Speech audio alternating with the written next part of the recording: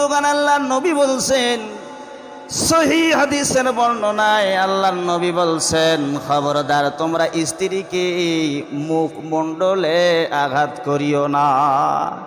মানে গলা থেকে এই মাথা পর্যন্ত এখানে আঘাত করা যাবে? কথা কি বুঝতেছেন? আঘাত করা যাবে? যাবে না। এগুলো মনে রাখবেন, খুব গুরুত্বপূর্ণ বিষয়। আল্লাহ নবী বলছেন মুখমণ্ডলে আঘাত করো না। নাম্বার 2 হলো তাদেরকে ঘর থেকে বিতাড়িত করে দিও না, বাড়ি থেকে বাহির করে দিও না। নাম্বার 3 হলো স্ত্রীকে অকথ্য ভাষায়, খারাপ ভাষায় গালিগালাজ করিও না। অনেক পুরুষ আছে, স্ত্রীর সঙ্গে যদি একটু মোনাড়াড়ি বা কথা কাটাকাটি হয়, মুখ দিয়ে যা সে তাই বলে, বিভিন্ন অকথ্য ভাষায় গালিগালাজ করে। এমন পুরুষ আছে না নাই? এগুলো করা যাবে না, আল্লাহ রসুল নিষেধ করেছে। আমার বন্ধুগণ, আল্লাহ রব্বুল আলামিনের হাবিব বলেন 3 ব্যক্তির নামাজ কবুল হয় না, 3 ব্যক্তির নামাজ আল্লাহর দরবারে পৌঁছায় না। 1 নম্বরে হলো পালাতক গোলাম, পালাতক গোলাম। নাম্বার 2 হলো নেশা পানি করা ব্যক্তি, যারা নেশা করে, বিভিন্ন নেশায় আসক্ত, মাদকাসক্ত, এমন ব্যক্তির নামাজ কবুল হয় না। কথা কার? আল্লাহর নবীর। নাম্বার 3 হলো যেই স্ত্রী তার স্বামীর অবাধ্য হয়ে যায়, যেই স্ত্রী তার স্বামীর কথা মানে না, স্বামীর বাধ্য থাকে না, এমন মহিলার নামাজ আল্লাহর দরবারে কবুল হয় না। 7 নম্বর হক, অবশ্যই স্ত্রীদের স্বামীর প্রতি বাধ্য থাকা লাগবে। স্বামীর আদেশ, 5 ওয়াক্ত নামাজের আদেশ করলে 5 ওয়াক্ত নামাজ পড়তে হবে। যদি স্বামী আদেশ করে পর্দা করতে হবে, এটা স্বামীর আদেশ মানতেই হবে, বাধ্য থাকতেই হবে। এটা হলো 7 নম্বর হক গেল। এবার 8 নম্বর হক, স্ত্রীদের একটু মান অভিমান করার অধিকার আছে। স্ত্রীরা একটু মাঝে মধ্যে মান অভিমান করবে স্বামীর ওপর, স্বামী তা খুশি মনে বরণ করে নেবে। বোঝেন না? এটা হলো স্ত্রীর হক। আল্লাহর নবীর পত্নী আম্মা জান আয়েশা রাদিয়াল্লাহু তাআলা আনহা, মুনাফিকরা যখন আম্মা জান আয়েশার সতীত্বের ব্যাপারে মিথ্যা প্রতিপন্ন, মিথ্যা প্রচার শুরু করল, এমন সময় আম্মা জান আয়েশা বড় লজ্জিত। আল্লাহর নবীর চেহারার মধ্যে বিরক্তের একটা ভাব প্রকাশ পেতে লাগলো। আম্মা জান আয়েশা রাদিয়াল্লাহু তাআলা আনহা আল্লাহর নবীর কাছে অনুমতি নিয়ে বাবার বাসায় চলে গেলেন। এইদিকে আল্লাহর নবীজি আল্লাহর ফয়সালার অপেক্ষা করতেছে। কয়েক মাস অতিক্রম হবার পর আম্মা জান আয়েশার সতীত্বর ব্যাপারে আল্লাহ রাব্বুল আলামিন কোরআনুল কারীমের আয়াত নাজিল করলো। সুবহানাল্লাহ কোন।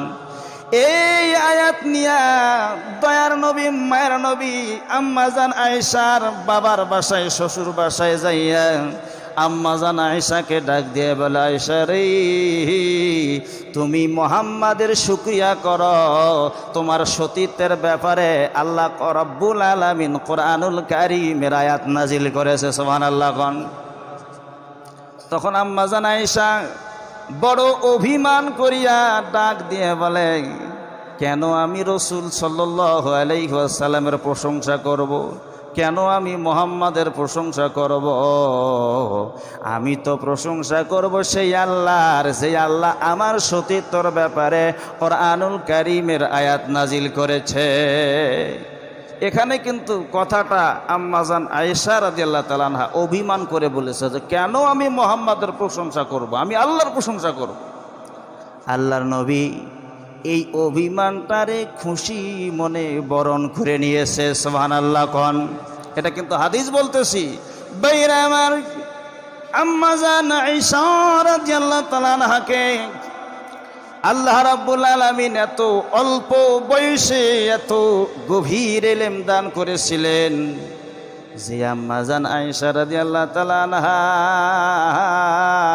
নবীজির সঙ্গে বিবাহ হয় তখন বয়স হলো 6 থেকে 7 বছর, বাসরের বয়স হলো 9 বছর। 18 বছর বয়স যখন আম্মাজানের হইয়া যায়, এমন সময় বিশ্ব নবী দুনিয়া থেকে ইন্তেকাল করে। আমার বন্ধুগণ, এত অল্প বয়সে নবীর সঙ্গে থেকে থেকে এত গভীর জ্ঞানের এলেম অর্জন করেছিল, বড় বড় সাহাবারা পর্যন্ত আম্মাজান আয়েশার কাছে কঠিন মাসালা জাইনে নিত। সুবহানাল্লাহ কোন। এই আম্মাজান আয়েশাকে আল্লাহ নবী ডাক দিয়ে বলেন, আয়েশা তুমি যখন আমি নবীর প্রতি অভিমান করো, একটু মনে মনে রাগ করো, আমি বুঝতে পারি। আম্মাজান আয়েশা ডাক দিয়া বলে, ইয়া রাসূলুল্লাহ আপনি কেমনে বুঝতে পারেন বিষয়টা আমি একটু জানতে চাই। আমার বন্ধুগণ, আম্মাজান আয়েশাকে আল্লাহ নবী ডাক দিয়ে বলেন, আয়েশা তুমি যখন আমার প্রতি বেজার হও, অভিমান করো, তখন তুমি বলো লা ওয়া রাব্বি ইব্রাহিম, ইব্রাহিমের রবের কসম। আর যখন আমি নবীর প্রতি তুমি সন্তুষ্ট থাকো, তখন তুমি বলো লা ওয়া রাব্বি মুহাম্মদ, মুহাম্মদ সাল্লাল্লাহু আলাইহি সাল্লামের রবের কসম। আম্মাজান আয়েশা ডাক দিয়ে বলে, ইয়া রাসূলুল্লাহ, ইয়া হাবিবাল্লাহ আপনি সঠিক কথা বলেছেন, কিন্তু মুখে যদি আপনার নাম নাও নেই, কিন্তু অন্তরের স্থলে কলিজার ভেতরে আপনি নবীর ভালোবাসা মহব্বত রেখে দিয়েছে। কোন সুবহানাল্লাহ। এই অভিমানগুলো আম্মাজান আয়েশা করতো নবীজির সঙ্গে, কিন্তু নবীজি খুশি মনে তা বরণ করে নিত। তাহলে বোঝা গেল, 8 নম্বর হক বোঝা গেল যে স্ত্রীদের মাঝে মধ্যে মান অভিমান করার অধিকার আছে, এতে স্বামীদের বেজার হওয়া যাবে না। বাইরামার 9 নম্বর হক হলো মাঝে মাঝে স্ত্রীকে কিছু হাত খরচ দেওয়া, একটু হাদিয়া দেওয়া। এটা দেন তো আপনারা ইনশাল্লাহ। মাঝে মধ্যে একটু স্ত্রীকে 200-400 টাকা হাতে দেবেন, যে স্ত্রী তোমার এই যে এটা হাদিয়া দিয়ে দিলাম, এরকম দেন না আপনারা? দেবেন না? দিয়ে দিলে বন্ধুগণ আমার মাঝে মধ্যে একটু বেড়াইতে নিয়ে যাবেন, এটাও হলো স্ত্রীর হক।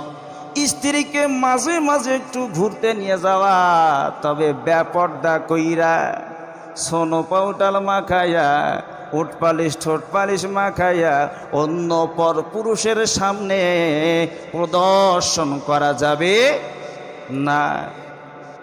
দাওয়াত খাইতে স্ত্রীকে নিয়ে গেলাম, বাপরে বাপ, স্ত্রীকে এমন সাজাইছে, মানুষ দাওয়াত খায় কি ওই স্ত্রীর দিকেই শুধু তাকাইয়া থাকে।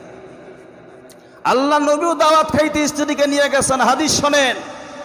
বাইনা আমার একজন সাহাবা এসে আল্লাহ নবীকে ডাক দিয়ে বলে, ইয়া রাসূলুল্লাহ আমার বাসায় আপনারে দাওয়াত করার ইচ্ছে করতেছি।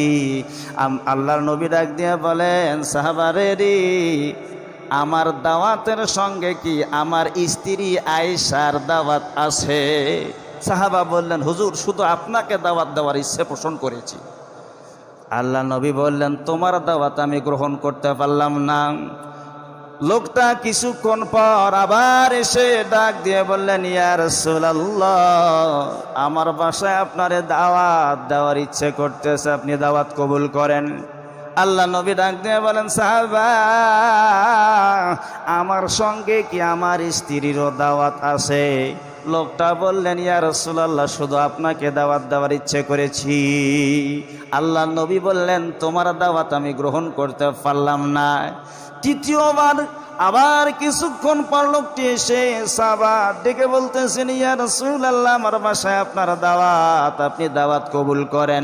আল্লাহ নবী ডাক দিয়ে বলেন, পুনরায় আবার বললেন, আমার সঙ্গে কি আমার স্ত্রী আয়েশার দাওয়াত আছে কিনা?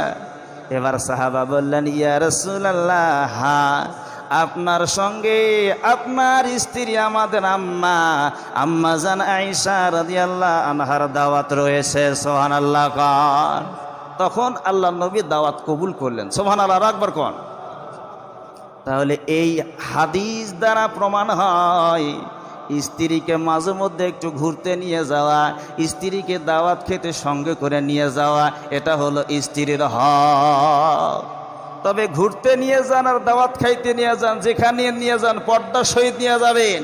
ব্যাপারটা কইরে আপনার স্ত্রীর যেন কোনো অঙ্গ প্রত্যঙ্গ অন্য পুরুষের সামনে আকর্ষিত না হয়, মনে রাখবেন এই বিষয়টা। অনেকে আমরা দাওয়াত খেতে যাই, বিভিন্ন জায়গায় স্ত্রীকে বিভিন্ন সাজে